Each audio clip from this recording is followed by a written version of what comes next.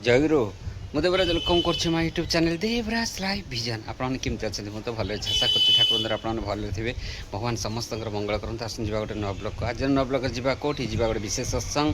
ଯେଉଁ ବିଶେଷ ସତ୍ସଙ୍ଗ ଦେଖିବା ଆମର ମାନେ କାହାର ମାନେ ଯାହାର ମାନେ ପୁରା ବହୁତ ସ୍ଲୋ ମୋସନ୍ ଯାଜନ ଆଉ ମାନେ ବହୁତ ମାନେ ସୁନ୍ଦର ଯାଜନ ଯାହାର କାହାର ଆମର ଶ୍ରଦ୍ଧେୟ ମାନସ ବାହିନୀ ଭାଇ ଭାଇଙ୍କର ଯାଜନଟା ଦେଖିବା ଆଜିର ବ୍ଲଗ୍ରେ। ଆଉ ଆପଣମାନଙ୍କୁ କେମିତି କ'ଣ ଲାଗୁଛି ନିଶ୍ଚୟ କମେଣ୍ଟ କରିତେ ଜଣାଇବେ। ଆଉ ଡେରି କରିବାନି, ଆସନ୍ତୁ ଯିବା ଦେଖିବା ବିଶେଷ ସତ୍ସଙ୍ଗରେ ଶ୍ରଦ୍ଧେୟ ମାନସ ଭାଇଙ୍କର ବହୁତ ସୁନ୍ଦର ଯାଜନ। ଆସନ୍ତୁ।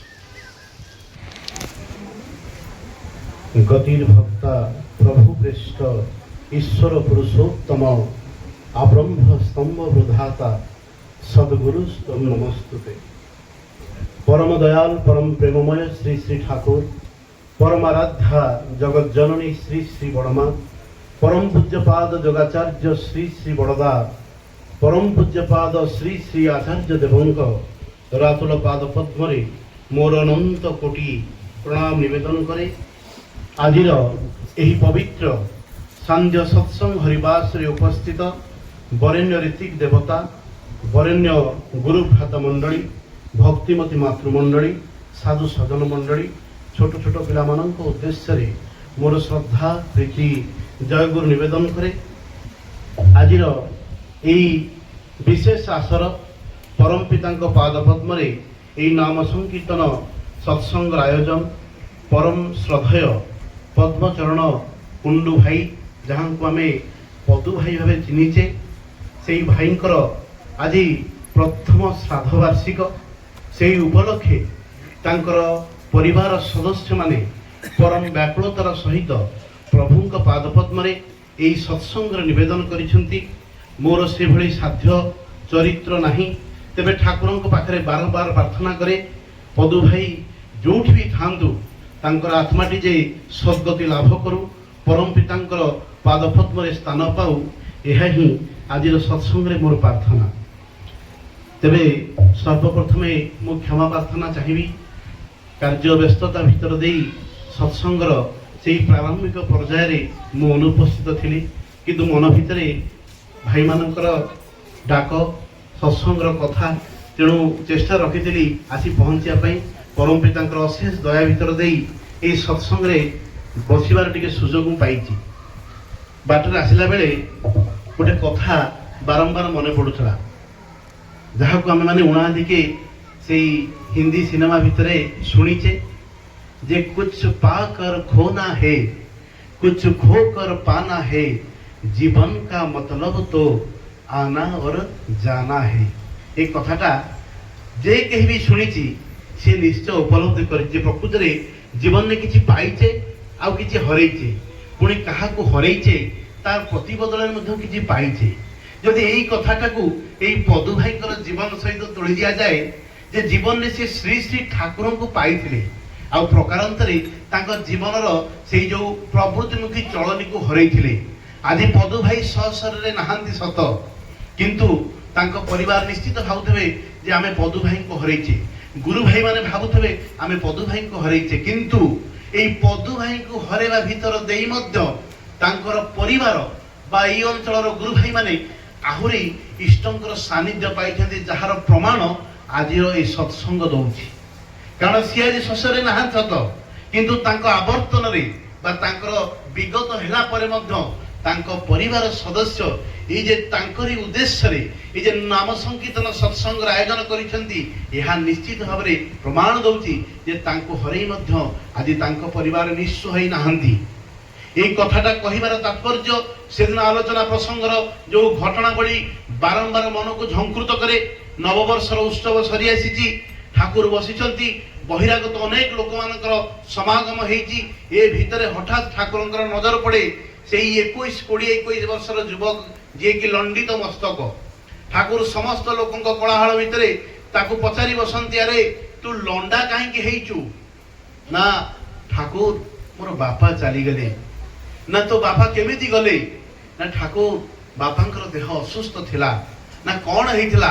ठाकुर गोटे पर गोटे प्रश्न पचारि चलिछन्ति, कौन हेइथिला? ना ठाकुर बापांकर एई जर आउ किछि सामान्य थंडा थिला। ନା ତୁ ଉପଯୁକ୍ତ ଭାବରେ ଚିକିତ୍ସା କର ନା ଚିକିତ୍ସା ଆଜ୍ଞା ସବୁ କରିଥିଲି କିନ୍ତୁ ଯେତେବେଳେ ଠାକୁରଙ୍କର ଶେଷ ସମୟ ଆସିଲା ଆପଣ ତ ସେଠି ଥିଲେ ଠାକୁର କହୁଛନ୍ତି ଦୂର ସାଲା କଣ କହୁଛୁ ନା ହଁ ଠାକୁର ଯେତେବେଳେ ବାପାଙ୍କର ଶେଷ ସମୟ ଆସେ ସେତେବେଳେ ବାପା ତାଙ୍କର କଣ୍ଠରୁଦ୍ଧ ସ୍ୱର ଭିତରେ ମତେ ଡାକ ପକାନ୍ତି ପୁଅରେ ଠାକୁର ଘରୁ ଟିକେ ଠାକୁରଙ୍କ ଫଟୋଟା ନେଇ ଆସ ଆଉ ମୋ ଛାତି ଉପରେ ଟିକେ ରଖିଦେ ମୁଁ ତାଙ୍କୁ ଶେଷ ସମୟରେ ଥରେ ଦେଖିବାକୁ ଚାହୁଁଛି। ସେଇ ପୁଅଟି କହୁଛି ଠାକୁରଙ୍କୁ ଠାକୁର ମୁଁ ଦେଖୁଥାଏ ଯେ ବାପା ମଝିରେ ମଝିରେ ଦୀର୍ଘ ନିଶ୍ୱାସ ନେଉଥାନ୍ତି ଆଉ କିଛି ସମୟ ପାଇଁ ନିଜ ମୁଣ୍ଡକୁ ଉଠେଇ ଆପଣଙ୍କ ଫଟୋକୁ ଦେଖୁଥାନ୍ତି ପୁଣି ଶୋଇପଡ଼ି ଦୀର୍ଘ ନିଶ୍ୱାସ ନେଉଥାନ୍ତି। ଏମିତି ଅନେକ ବାର ସେ ଚେଷ୍ଟା କରୁଛନ୍ତି ଆପଣଙ୍କ ଫଟୋକୁ ଦେଖିବା ପାଇଁ ସତେ ଯେମିତି ଆପଣ ତାଙ୍କ ସମ୍ମୁଖରେ ବିରାଜମାନ। ଯେତେବେଳେ ଶେଷ ସମୟ ଆସିଲା ବା ଯିବାର ସମୟ ଆସିଲା ସେତେବେଳେ ବାପା ମତେ ଡାକି କହିଲେ ଯେ ପୁଅ ମୋ ପାଖକୁ ଟିକେ ଆସ। ଇଏ ଭାବୁଛନ୍ତି ବୋଧ ହୁଏ ବାପା କିଛି କଥା କହିବେ କିନ୍ତୁ ବାପା ସେଦିନ ଯାହା କହିଥିଲେ ସେଦିନ ପୁଅ କହୁଛି ତାର ଆଖିରୁ ଲୁହ ଝରୁଛି ଆଉ ଠାକୁର ମଧ୍ୟ ଗମ୍ଭୀର ହେଇ ପଡୁଛନ୍ତି ସେ କଥାକୁ ଶୁଣି।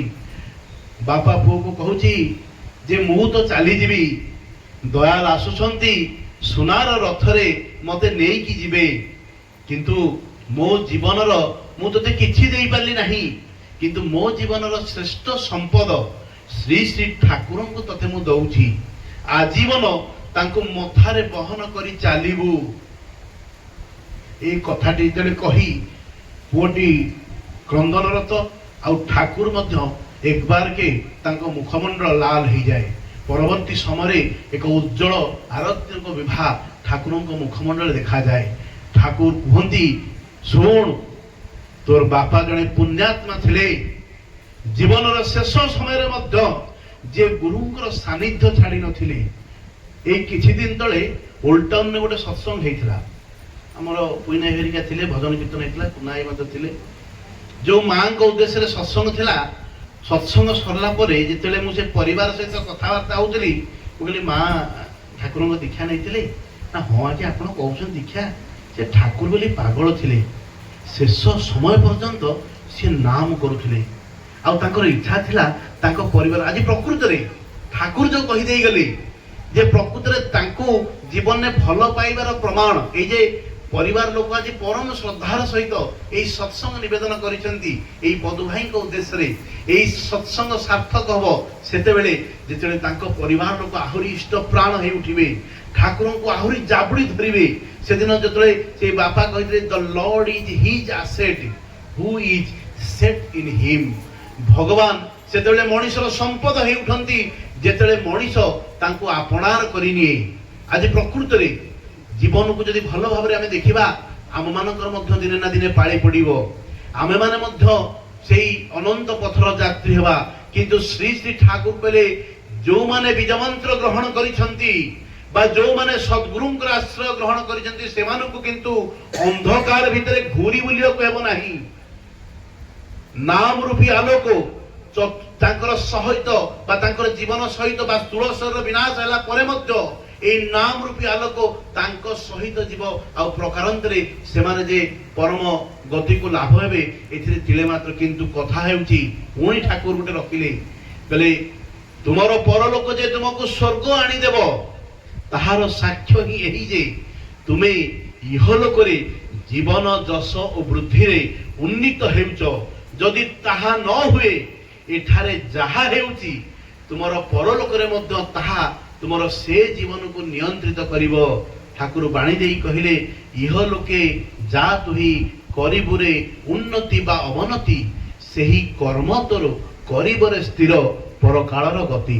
ଠାକୁର ବସିଛନ୍ତି ଦୀର୍ଘ 40 ବର୍ଷ ଅଗ୍ନି ଉପାସନା କରିଥିବା ଗୋଟେ ଲୋକଟେ ଠାକୁରଙ୍କ ପାଖରେ ଆସି ପହଞ୍ଚେ।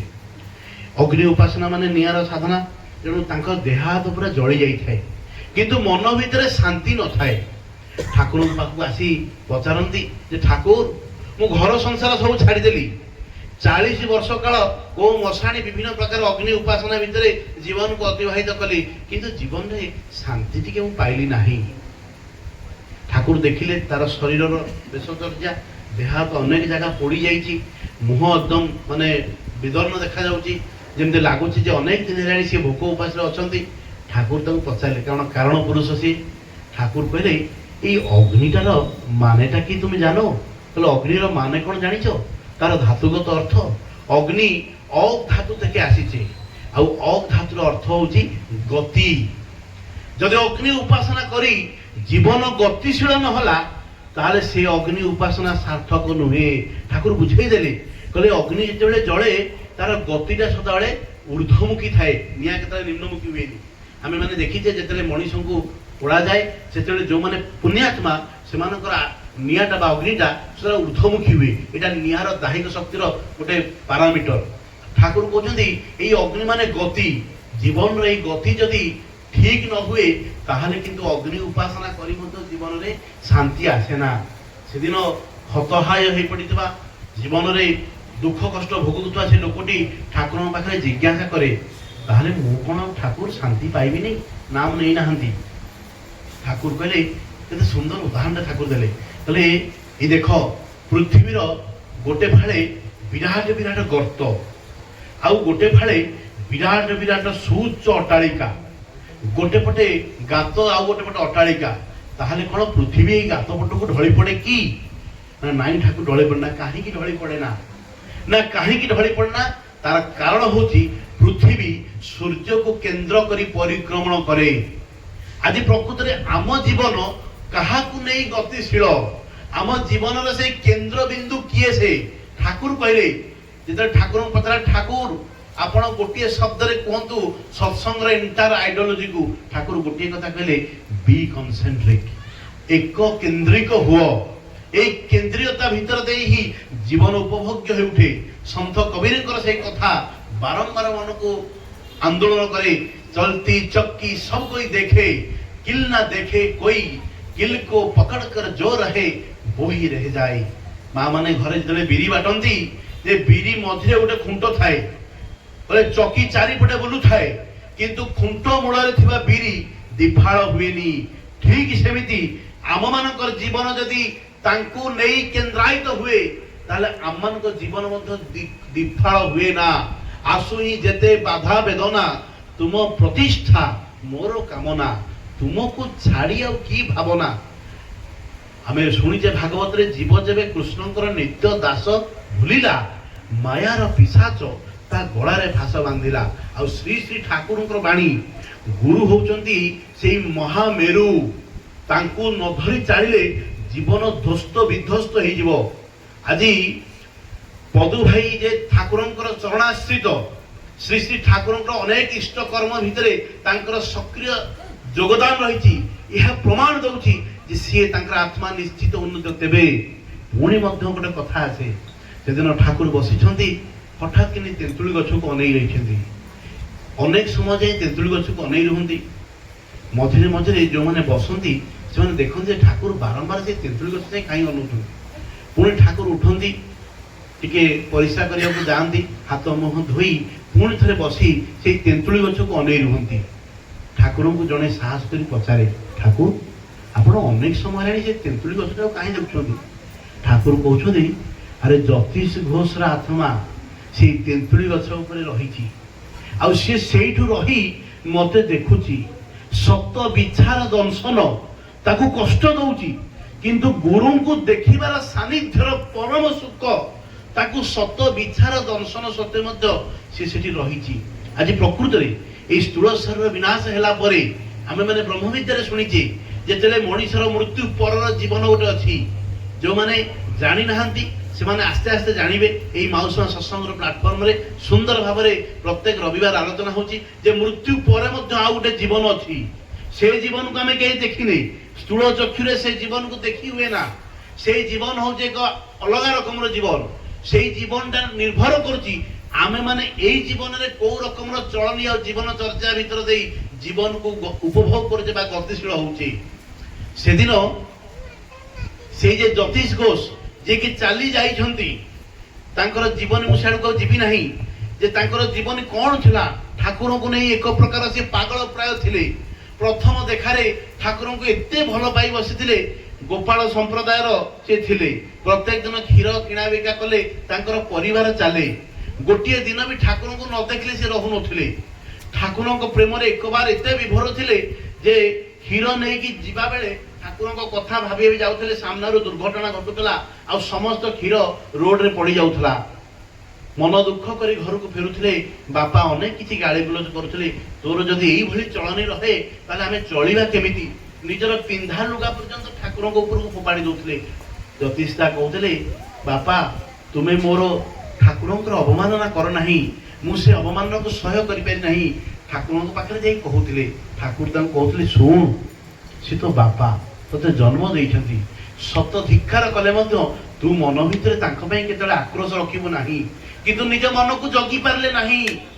ବାହାରି ଗଲା ସେଦିନ କଥା ଯେ ଯୋଉ ହାତରେ ତୁମେ ମୋର ଗୁରୁଙ୍କର ଅପମାନ କରିଛ, କାଲି ସକାଳର ସୂର୍ଯ୍ୟ ଉଦୟ ଦେଖିବା ପାଇଁ ତୁମର ଏ ଶରୀର ରହିବନି। ଏକନିଷ୍ଠ ଭକ୍ତର କଥା ଫଳବତୀ ହେଲା ଆଉ ନିଜର ବାପା ଚାଲିଗଲେ। କାନ୍ଦି କାନ୍ଦି ଠାକୁରଙ୍କ ପାଖକୁ ଆସିଲେ। ପରବର୍ତ୍ତୀ ସମୟରେ ମୁଁ ସିଆଡ଼କୁ ଯିବିନି, ଦାଦା ଅଛନ୍ତି।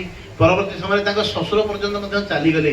ଗୋଟେ ସମୟ ଆସିଲା, ଠାକୁରଙ୍କ ପାଖରେ ସେ ପ୍ରାର୍ଥନା କଲେ ଯେ ମୁଁ ମୋର ଠାକୁରଙ୍କର ଆଇଡିଓଲୋଜି ଭିତରେ କୁହାଯାଇଛି ଯେ ପିତା ମାତାଙ୍କର କଥା, ମୁଁ ସିଆଡ଼କୁ ଯିବି ନାହିଁ। ସେ ଠାକୁରଙ୍କ ପାଇଁ ପ୍ରାର୍ଥନା କରନ୍ତି, ଠାକୁର ଆଜି ମୋର ବ୍ୟକ୍ତିଗତ ଅଜ୍ଞାନତା ଯୋଗୁଁ ଆଜି ମୁଁ ବାପାଙ୍କୁ ହରାଇଲି, ପିତୃତୁଲ୍ୟ ଶ୍ୱଶୁରଙ୍କର ହତ୍ୟାର ମଧ୍ୟ କାର୍ଯ୍ୟ କାରଣ ମୁଁ ହିଁ ହେଲି। ତେଣୁ ଏ ଜୀବନ ଆଉ ରଖିବି ନାହିଁ, ଠାକୁର ଦୟାକରି ମୋର ଏଇ ଜୀବନକୁ ନେଇଯାଆନ୍ତୁ। ଜୀବନ ସିନା ଚାଲିଗଲା, କିନ୍ତୁ ଶ୍ରୀ ଶ୍ରୀ ଠାକୁରଙ୍କର ସଙ୍ଗ ସାନ୍ନିଧ୍ୟ ତାଙ୍କୁ ଏଇ ଯୋଉ ନିଶା, ଏଇ ନିଶା କିନ୍ତୁ ସେ ଛାଡ଼ି ପାଇଲେ ନାହିଁ। ପରବର୍ତ୍ତୀ ସମୟରେ ଠାକୁରଙ୍କର ଦେଖାଯାଇଛି ସିଏ ସେଇ ଗଛରୁ ବିଦାୟ ନେଇଛି, ତାଙ୍କ ଆତ୍ମା ମୁକ୍ତ ହେଇଛି। ତେବେ ଏଇ କଥା କହିବାର ତାତ୍ପର୍ଯ୍ୟ ଏଇଆ, ଆଜି ଆମମାନଙ୍କର ଜୀବନ ମଧ୍ୟ ଏଇଆ। ଖୁବ ସ୍ୱଳ୍ପ ସମୟ ପାଇଁ ଆମମାନଙ୍କର ଜୀବନ। ଆମେ ଏଇ ସ୍ୱଳ୍ପ ସମୟ ଭିତରେ ଠାକୁରଙ୍କର ସଙ୍ଗ ସାନ୍ନିଧ୍ୟ ଯେତେ କରିବା, ଯେତେ ତାଙ୍କୁ ଉପଲବ୍ଧି କରିବା, ଆମର ପରବର୍ତ୍ତୀ ଜୀବନ ସେତେ ନିୟନ୍ତ୍ରିତ ହେବ ବା ସେତେ ଶୃଙ୍ଖଳିତ ହେବ। ତେବେ ପରବର୍ତ୍ତୀ ଜୀବନ କେହି ଦେଖିନି ବା ଚେତନା ଭିତରେ ସେ ପରବର୍ତ୍ତୀ ଜୀବନର କଥା ମଧ୍ୟ ମନେ ନାହିଁ, କିନ୍ତୁ ଶ୍ରୀ ଶ୍ରୀ ଠାକୁରଙ୍କର କଥା। ଜୀବନର ଉଦ୍ଦେଶ୍ୟ ସଦ୍ଗୁରୁ ଲାଭ ହେବା, ଯେଉଁଥିପାଇଁ ଏ ଦୁନିଆକୁ ପୁନଃ ଯିବା ଆଉ ଆସିବା। ଏଇ ଜନ୍ମ ମୃତ୍ୟୁ ଚକ୍ରରେ ମଣିଷ ବାରମ୍ବାର ଘୁରି ବୁଲୁଥିବ ଯେ ପର୍ଯ୍ୟନ୍ତ ଜୀବନରେ ସଦ୍ଗୁରୁ ଆସିନାହାନ୍ତି। ଯୋଉ ମୁହୂର୍ତ୍ତରେ ସେ ସଦ୍ଗୁରୁଙ୍କୁ ବରଣ କରେ, ସେଇ ମୁହୂର୍ତ୍ତରୁ ଜନ୍ମ ମୃତ୍ୟୁର ଚକ୍ରରୁ ସେ ଆରପାରିକୁ। ସେଦିନ ଗୋଟେ ଗୁରୁ ଭାଇ ଠାକୁରଙ୍କ ପାଖରେ ପହଞ୍ଚେ, ନିଜର ସ୍ତ୍ରୀ ବା ସହଧର୍ମିଣୀ ଭାରି ଅସୁସ୍ଥ। ତେଣୁ ସହଧର୍ମିଣୀଙ୍କର ଅସୁସ୍ଥତାର କଥା ନେଇ ଠାକୁରଙ୍କ ପାଖରେ ପହଞ୍ଚେ, ଠାକୁର ଅନେକ ଚିକିତ୍ସା କରିସାରିଣି କିନ୍ତୁ ମୋ ସ୍ତ୍ରୀ ସୁସ୍ଥ ହେଉନାହିଁ, ଆପଣ ମୋତେ କିଛି ବାଟ ଦେଖାନ୍ତୁ। ଠାକୁର କହିଲେ, ମୁଁ ଆଉ କ'ଣ କହିବି, ଏଇ ସତୀଶ ଦାକୁ ତୁ ଯାହା କହିବୁ। ସିଏ ଯାଇକି ସତୀଶ ଦାଙ୍କ ପାଖରେ ପହଞ୍ଚନ୍ତି। ତାଙ୍କୁ ଯାଇ କୁହନ୍ତି ଯେ ଆଜ୍ଞା ଠାକୁର କହିଲେ ଆପଣ ୟାର କିଛି ବାଟ ବ୍ୟବସ୍ଥା କରିବେ। ନା କ'ଣ ହେଇଛି? ନା ମୋ ସ୍ତ୍ରୀର ଅନେକ ଦିନ ଦେହ ଅସୁସ୍ଥ, ସିଏ ଭଲ ହେଉନାହିଁ, ତେଣୁ ଆପଣ ଯାହା ଠାକୁର କହିଛନ୍ତି ଆପଣ ଯାହା ବ୍ୟବସ୍ଥା କରିବେ। ସତୀଶ ଦା ତାଙ୍କ ସଙ୍ଗେ ତାଙ୍କ ଘରକୁ ଗଲେ, ଦେଖିଲେ ସ୍ତ୍ରୀ ମୁର୍ମୂଷ ଅବସ୍ଥା, ଶଯ୍ୟାଶାୟୀ ଖଟ ଉପରେ ଶୋଇ ରହିଛନ୍ତି। ସେ ଦେଖିଲେ ଯେ ୟାଙ୍କର ବଞ୍ଚିବାର ସେମିତି କିଛି ଇଏ ନାହିଁ, କିନ୍ତୁ ଏଇ ଭାଇଟି ତ ନଛୋଡ଼ ବନ୍ଧା, ଛାଡ଼ିବାର ନାରାଜ। ସେ କହିଲା, ହଉ ଠିକ୍ ଅଛି, ଗୋଟେ ଏକାନ୍ତ ଘର ମୋତେ ଦରକାର, ଯୋଉ ଘରକୁ ଲୋକମାନଙ୍କର ଯାତାୟାତ ନଥିବ, ସେଇ ଘରେ ତୁମର ସ୍ତ୍ରୀ ଶଯ୍ୟାଶାୟୀ ହେବେ, ମୁଁ ଧ୍ୟାନ କରିବି, ଆଉ ମୋତେ କେହି ଯେମିତି ଡିଷ୍ଟର୍ବ ନ କରନ୍ତି। ସକାଳୁ କେବଳ ମୁଁ ଗାଧୋଇବାକୁ ଯିବି, ସେଇ ସମୟରେ ମୁଁ ମୋର ଧ୍ୟାନର ଚାଦରଟି ବା ତାଙ୍କ ଧ୍ୟାନର ଚାଦରଟି ସେ ତାଙ୍କ ସ୍ତ୍ରୀଙ୍କ ଉପରେ ପକେଇ ଦେଇ ଯାଆନ୍ତି। ଦେଖାଗଲା ମାସାଧିକ କାଳ ପର୍ଯ୍ୟନ୍ତ ତାଙ୍କ ସ୍ତ୍ରୀଙ୍କର ନା ଦେହ ସୁସ୍ଥ ହେଲା, ନା ଉନ୍ନତି କିଛି ହେଲା, କିନ୍ତୁ ସେ ସେମିତି ଶଯ୍ୟାଶାୟୀ ରହିଲେ, କିନ୍ତୁ ଜୀବନ ବି ମାନେ ଆତ୍ମା ବି ଛାଡ଼ିଲା ନାହିଁ। ବଡ଼ ଚିନ୍ତିତ ହୋଇପଡ଼ିଲେ। ଏଇ କଥା ଯାଇକି ଠାକୁରଙ୍କ ପାଖରେ କହିଲେ, ଠାକୁର ଆପଣ ଯେଉଁ ଲୋକଙ୍କୁ ପଠେଇଲେ, ଯେଉଁ ଦାଦାଙ୍କୁ ପଠେଇଲେ, ସେ କ'ଣ ରାତି ଯାକ ଧ୍ୟାନ କରନ୍ତି, ଆଉ ଯେତେବେଳେ ଗାଧୋଇବାକୁ ଯାଆନ୍ତି ତାଙ୍କ ଚାଦରଟି ମୋ ସ୍ତ୍ରୀ ଉପରେ ପକେଇ ଦେଇ ଯାଆନ୍ତି, କିନ୍ତୁ ମୁଁ ଦେଖୁଛି ନା ମୋ ସ୍ତ୍ରୀର ଉନ୍ନତି ହେଉଛି, ନା ସେ ଉଠୁଛି, ନା ତାର ପ୍ରାଣ ଛାଡ଼ୁଛି, କ'ଣ କରିବି? ଠାକୁର କହିଲେ, ଗୋଟେ କାମ କରେ, ସିଏ ଯେତେବେଳେ ଗାଧେଇ ଯାଇଥିବେ ତୁ ସେ ଚାଦରଟା କାଢ଼ିଦେବୁ। ଦେଖାଗଲା ଯେତେବେଳେ ଇଆଡ଼େ ତ ସ୍ତ୍ରୀକୁ ଭଲ କରିବାର ଇଚ୍ଛାଟା ପ୍ରବଳ ବାସନା ଅଛି, ତେଣୁ ସେ କ'ଣ କଲେ, ଯେତେବେଳେ ଗାଧେଇ ଯାଇଛନ୍ତି ଚାଦରଟିକୁ କାଢ଼ିଦେଲେ। କାଢ଼ିଦେଲେ ଯେମିତି ତାଙ୍କ ସ୍ତ୍ରୀ ଚାଲିଗଲେ। ବଡ଼ ବ୍ୟସ୍ତ ବିଚଳିତ ହୋଇପଡ଼ିଲେ। କାରଣ ଆମେମାନେ ତ ବୁଝୁନା ଯେ ଯେଉଁ ଠାକୁରଙ୍କର ଗୋଟେ ବଢ଼ିଆ ଭଜନ ଆମେ ଗାଉ, ବିପଦେ ତୁମକୁ ଜନେ କହନ୍ତି ନିଷ୍ଠୁର, ନିଜ କୃତ ବିପଦେ ତୁମକୁ ଜନେ କହନ୍ତି ନିଷ୍ଠୁର, ଜାଣନ୍ତିନି ଦୁଃଖୀ ପାଶେ ଥାଅ ନିରନ୍ତର, ନିଜ କୃତ କର୍ମ ଫଳ ଭୋଗନ୍ତି ସମସ୍ତ, କିଏ କହେ ପ୍ରଭୁ ତୁମେ ନୁହ ଦୟାବନ୍ତ। ଆମେ ଠାକୁରଙ୍କୁ ପରିକଳ୍ପନା କରିପାରିବାନି। ଆଜି ଆମ ସହିତ ଯାହା ବି ଘଟୁଛି ୟାର ସୂତ୍ରଧାର ହେଉଛି ମୁଁ ନିଜେ। कर्मफल जदि मो संगे घटुची आम ठाकुर को दोष दो कारण सी तो किसी कहबेनि तेणु दोष देवाटा आम सहज आम ठाकुर दोष लद ठाकुर तुम जो मोर या ठाकुर तुम जो मो परिवार आज दुख किंतु बुझुना विपदे तुमको जने कहती निष्ठुर जानती दुखी पासे खाओ निरंतर गुरु भाई पहुंची गला ठाकुर पाखे कहला ठाकुर भल उपाय आपण मत देले मु चादर काढ़ीदेली मो स्त्री को भल करने आनी मो स्त्री प्राण छाड़गला कौन कर ठाकुर कांदिला मतार कांदिला ठाकुर बोले तू कौन कहूँ ना ठाकुर मो स्त्री चलीगला मुझे आसती सुस्थ करने चलीगला तू कौन कहूँ जो सतीश दास पाखे जाई पहुंचती सतीश दास कथा कहती आज्ञा ठाकुर कहले ना तुम्हें कहीं काढ़ मुझे तो मना करी हाँ ठीक है तुम्हें कौन चाहूँ ना मुझे मो स्त्री को देखापी चाहूँ जिते सतीश दास कहते ठीक अच्छे तुम्हें तुम स्त्री को देख ये बसी रह कि पाटितुंड कर तुम स्त्री आस तुम देख सतु सत देखागला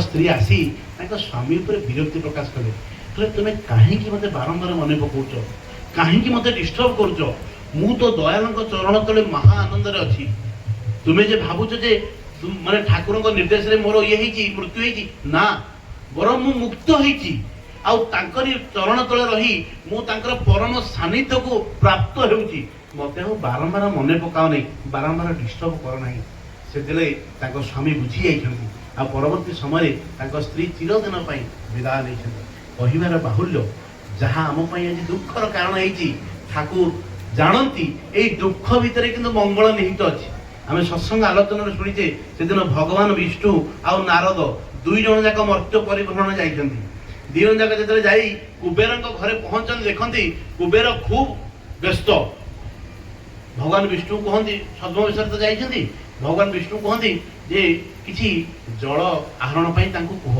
नारद कहते आज्ञा किसी जलपान करने दिंतु कुबेर कहते ना ना ना मो पाखे समय ना तुम्हें आउ कौट देख मो पाखे समय देखु ना मुझे कि कार्यवस्था अच्छी से दिन भगवान आशीर्वाद करते कुबेर को जे तुम्हें यही भाव में धन धान्य भरपूर हो जाओ नारद मन मन चिंता करते ये कि प्रकार लोकटा पानी ग्लास भी आमको देला नहीं अथच भगवान तो कहते धन धान्य भरपूर हो जा कि बाट गलापर गोटे ग्राम पहुंचती आ ग्रामर कर्णर जड़े नैष्ठिक ब्राह्मण घर जो पहुंचती आउ जिज्ञासा करती जलर से ब्राह्मण जनक आसन पारि दिए सी जानी जे ये भगवान पुरुषोत्तम आसन पारि नारद भगवान विष्णु को बसई दिखती बसई दुई ग्लास क्षीर आणिकी दिखती जो नारद गदगद जहाँ हो आम पा मागिलु लोकटा क्षीर आणिकी जानी महाआनंद क्षीर पिंधि भगवान पिंधि जापर मैंने जो ब्राह्मण घर भर चली जाए नारद भगवान को कहते प्रभु के सुंदर लोकटे सते आम पा मागी सी आमको क्षीर पाइले पुणी कि अतिथि चर्चा ये लोकटी निश्चित भल लोक धार्मिक लोकटा आपण किसी आशीर्वाद करूँ से दिन भगवान आशीर्वाद करते कौन आशीर्वाद कले ना ता गाईटा मरी जाऊ नारद को हृदकंप सृष्टि होगा कहले जी पानी ग्लासे जाचिला नहीं ताकू कहले धन धान्य भरपूर हो जा जी आमको क्षीर जाचिला ताकू कहता गाईटा मरी जाऊ ये कथार रहस्य को नारद उन्मोचन कर आम मान जीवन में तो यही हुए से दिन नारद बड़ व्याकुलित हो भगवान को जो बाटर प्रश्न कले प्रभु ये अन्याय कहीं आपण कहीं से ब्राह्मण गाईर जीवन टी मागिले सी तो आमको एत सेवा देला से दिन भगवान कहते अरे शुण ये कुबेर तार पुण्यफल एत अधिक जे सी आहरी अनंत जन्म जाए पुण्यफल द्वारा भोगाभोग तार रही तेणु मोर आशीर्वादटा प्रकारांतरे अभिशाप था मुझे कही धन धान्य आहरी भरपूर हो जा ताने ये पुण्यफल तार आहरी शीघ्र शीघ्र क्षय हम आउ ये ब्राह्मण जहाँ को कहली तार गाईटी मरी जाऊ ये ब्राह्मण कौन जगह आसक्ति नाला तार 16 अणा मनरू तार 15 अणा मन थिला प्रभु पाखे किंतु गोटे अणा मन तार गाई पाखे थिला तेणु ये गाई पाखे आसक्ति जो सी मत पूर्ण भाव में भजन कर पूर्ण भाव में प्राप्त हो पारा ये गाईटी जो क्षण मरीगला से ही सी से परम पिता सानिध्य भितर को चली आसला आ प्रकारांतरे तार मुक्तिर पथ उन्मुक्त हो गला। आज प्रकृत में समय प्राय अतिक्रांत दादा अच्छा पदु भाई मुझे देखी ठाकुर विभिन्न विभिन्न कर्म भितर उत्सव भितर निजर शारीरिक सामर्थ्यता दे सी ठाकुर कर्म भितर लगी रहती ଏଇ କେଇ ବର୍ଷ ହେଲାଣି ଯେ ସାମନ୍ତରାପୁରରେ ଉତ୍ସବ ହେଉଛି। ସେ ଉତ୍ସବରେ ଯଦିଓ ସିଏ ସେତେବେଳକୁ ଫିଜିକାଲି ଟିକେ ୱିକ୍ ଥିଲେ କିନ୍ତୁ ତଥାପି ମଧ୍ୟ ସିଏ ବିଭିନ୍ନ ପ୍ରକାର କର୍ମ ଭିତରେ ଆକ୍ଟିଭିଟି ଭିତରେ ଇନଭଲ୍ଭ ରହିଛନ୍ତି। ଏହା ପ୍ରମାଣ ଦେଉଛି ଯେ ଠାକୁରଙ୍କ ପ୍ରତି ତାଙ୍କର ଭଲ ପାଇବା କେତେ ଥିଲା। ଆଉ ଆଜିର ଏଇ ସତ୍ସଙ୍ଗ ମଧ୍ୟ ବାରମ୍ବାର କହୁଛି ଯେ ତାଙ୍କର ପରିବାର ଲୋକଙ୍କୁ ସେ ଯେଉଁ ଆସେଟ୍ ଦେଇକି ଯାଇଛନ୍ତି ଶ୍ରୀ ଶ୍ରୀ ଠାକୁର ରୂପୀ ତାଙ୍କର ପ୍ରକୃତ ଶ୍ରାଦ୍ଧ ଆଜି ସାଫଲ୍ୟ ହେବ ଯଦି ତାଙ୍କ ପରିବାର ଲୋକମାନେ ଆହୁରି ଠାକୁରଙ୍କୁ ଭଲ ପାଆନ୍ତି, ତାଙ୍କର ଭାବାଦର୍ଶକୁ ତାଙ୍କର ଜୀବନ ଆଦର୍ଶକୁ ଠାକୁରଙ୍କର ଆଇଡିଓଲୋଜିକୁ ତାଙ୍କ ଜୀବନରେ ପ୍ରତିଫଳିତ କରନ୍ତି। ଠାକୁର କହିଲେ ଯେ ତୁମର ସନ୍ତାନ ମାନଙ୍କ ଭିତରେ ଯଦି ମତେ ଚରେଇ ନ ଦେଇ ପାରିଲ ତାହେଲେ ମତେ ଠକିଦେଲ। ଠାକୁର କହିଲେ ତୁମେ ଆଜନ୍ମ ସତ୍ସଙ୍ଗୀ ହୋଇପାର, ହିମାଳୟ ଠାରୁ କନ୍ୟାକୁମାରୀ ପର୍ଯ୍ୟନ୍ତ ସମସ୍ତଙ୍କୁ ଦୀକ୍ଷା ଦେଇ ମନ୍ତ୍ରମୁଗ୍ଧ କରିପାର, କିନ୍ତୁ ମୋର କଥା ଗୁଡ଼ିକ ଯଦି ତୁମର ରେତଜାତ ସନ୍ତାନଙ୍କ ଭିତରେ ତୁମେ ଚରେଇ ନ ଦେଇ ପାରିଲ ତାହେଲେ ତୁମେ ମତେ ଫାଙ୍କି ଦେଲ। ଜୀବନ ସାର୍ଥକ ହେଉଛି ତାଙ୍କୁ ଏଇ ପରିବାର ଭିତରେ ଚରେଇ ଦେବା। ଆଉ ଏଇ ପରିବାରର ପ୍ରକୃତ ଶ୍ରାଦ୍ଧ ସାଫଲ୍ୟ ହେବ ଯେତେବେଳେ ପଦୁ ଭାଇଙ୍କର ଜୀବନଚର୍ଯ୍ୟାକୁ ଅନୁସରଣ କରି ତାଙ୍କର ପରିବାର ଲୋକ ଆହୁରି ଇଷ୍ଟ ପ୍ରାଣ ହୋଇ ଉଠନ୍ତି। ଏଇ ଘରେ ପ୍ରତ୍ୟେକ ଦିନ ଯେମିତି ପ୍ରାର୍ଥନା ହୁଏ, ଏଇ ଘରେ ପ୍ରତ୍ୟେକ ଦିନ ଯେମିତି ଶୁଭଶଙ୍ଖ ବାଜି ଉଠେ, ଏଇ ଘରର ପରିବାର ଲୋକ ମା ପିଲାମାନେ ସମସ୍ତେ ଯେମିତି ଠାକୁରମୁଖୀ ହୋଇ ଉଠନ୍ତି, ତାହେଲେ ଯାଇ ଏଇ ପଦୁ ଭାଇଙ୍କର ଆତ୍ମା କୋଉଠି ନା କୋଉଠି ଦୂରରେ ରହି ନିଶ୍ଚିତ ଭାବରେ ଉପଭୋଗ କରୁଥିବ। ଯାହା ହେଉ ମୋ ଆବର୍ତ୍ତନରେ ମୋର ପରିବାର ଲୋକ ଶ୍ରୀ ଶ୍ରୀ ଠାକୁରଙ୍କୁ ମଥାରେ ବହନ କରି ଚାଲିଛନ୍ତି, ତାଠୁ ବଢ଼ି ଆଉ ପ୍ରାପ୍ୟ ଏ ବିଶ୍ୱ ବ୍ରହ୍ମାଣ୍ଡରେ ଆଉ କିଛି ନାହିଁ। ମୁଁ ଆଉ ବିଶେଷ କିଛି କହିବି ନାହିଁ। ସେ ପଦୁ ଭାଇ ପରମ ପିତାଙ୍କର ପାଦପଦ୍ମରେ ତାଙ୍କର ମୋର ଆତ୍ମା ସ୍ଥାନ ପାଉ, ତାଙ୍କର ପରିବାର ଲୋକ ଠାକୁରଙ୍କୁ ଆହୁରି ଜାବୁଡ଼ି ଧରି ଇଷ୍ଟ ପ୍ରାଣ ହେଇ ଉଠନ୍ତୁ। ଏଠାରେ ଉପସ୍ଥିତ ପ୍ରତ୍ୟେକ ଭାଇ ଏବଂ ମା ମାନଙ୍କର ଜୀବନ ଇଷ୍ଟମୟ ହେଉ, ଏହା ହିଁ ପ୍ରାର୍ଥନା। ଜୟ। ଆଜିର ବ୍ଲଗ୍ କଥା ଆମେ ଦେଖିଲେ କିନ୍ତୁ ସଧ୍ୟ ମାନସ ଭାଇଙ୍କର ବହୁତ ସୁନ୍ଦର ଯାଜନ ଆପଣଙ୍କୁ କେମିତି ଲାଗିଲା ନିଶ୍ଚୟ କମେଣ୍ଟ କରି ଜଣାଇବେ। ପୁଣି ଦେଖା ଗୋଟେ ନୂଆ ବ୍ଲଗ୍ ରହୁଛି ଆପଣଙ୍କ ଗୋଟେ ଦେବରାଜ। ନମସ୍କାର, ଜୟ ଜଗନ୍ନାଥ, ଜୟ